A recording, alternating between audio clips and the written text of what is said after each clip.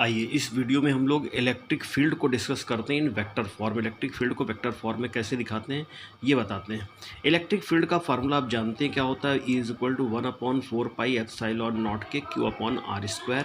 For air and vacuum के की value 1 put up की जाती है तो 1/4 पाई एप्सिलॉन नॉट Q/r², ये आप जानते हैं कि इलेक्ट्रिक फील्ड की वैल्यू होती है।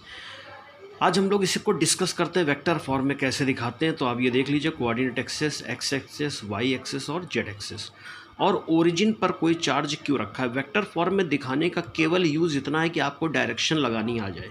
तो डायरेक्शन आपको ऐसे ही बता सकते हैं, आप लर्न भी कर सकते हैं, लेकिन अच्छा रहता है कि आप इसको समझ लें कि डायरेक्शन कैसे डिस्कस की जाती है, इलेक्ट्रिक फील्ड की डायरेक्शन कैसे निकालते हैं, क्योंकि न्यूमेरिकल्स में बहुत यूज होता है। तो ओरिजिन पर कोई चार्ज क्यों रखा है, और इसे हम लोग सोर्स चार्ज कहते हैं। सोर्स चार्ज का मतलब वो चार्ज जो इलेक्ट्रिक फील्ड को डेवलप करेगा, it is called source charge. तो ये सोर्स चार्ज रखा है ओरिजिन पर।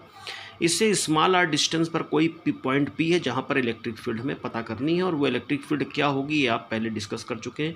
1/4 पाई एप्सिलॉन नॉट के Q/r², ये इलेक्ट्रिक फील्ड होगी। इसकी डायरेक्शन देखनी है तो O से P की तरफ जो वेक्टर है, it is vector R. Vector R is the position vector with respect to origin of point P. Point P का पोजीशन वेक्टर है।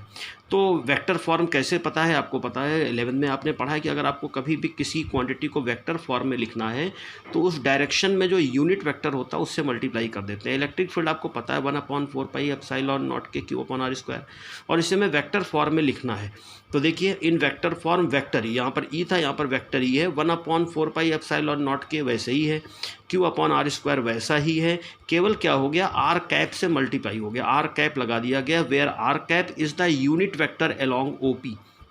ओपी की तरफ जो है वो यूनिट वेक्टर आर कैप है।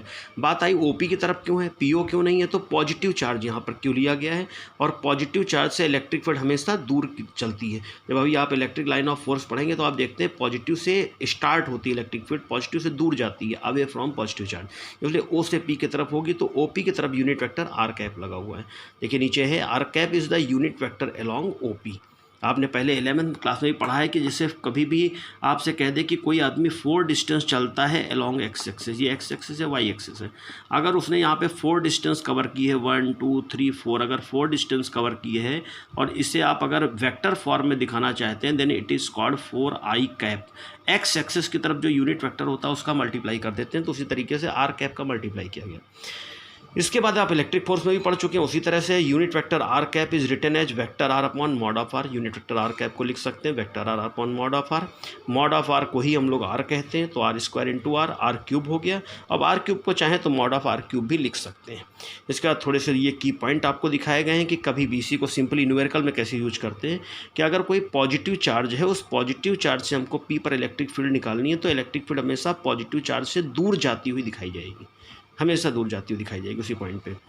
ऐसे हमने आपको इलेक्ट्रिक फोर्स बताया था कि जिससे आपको इलेक्ट्रिक फील्ड निकालनी है उस पर अपना हाथ रख दीजिए, जहाँ पर निकालनी है वहाँ पर पेन रख दीजिए। अगर पॉजिटिव है तो पॉजिटिव से दूर जाएगा, अवे फ्रॉम पॉजिटिव चार्ज, और अगर निगेटिव है तो निगेटिव के पास आएगा। For positive charge is directed away from source charge, and for negative charge is directed towards the source charge. तो ये इलेक्ट्रिक फील्ड की डायरेक्शन वेक्टर फॉर्म का मेन यूज जो है वो इलेक्ट्रिक फील्ड की डायरेक्शन निकालने में, जो आगे अभी आपको न्यूमेरिकल्स में यूज होगा।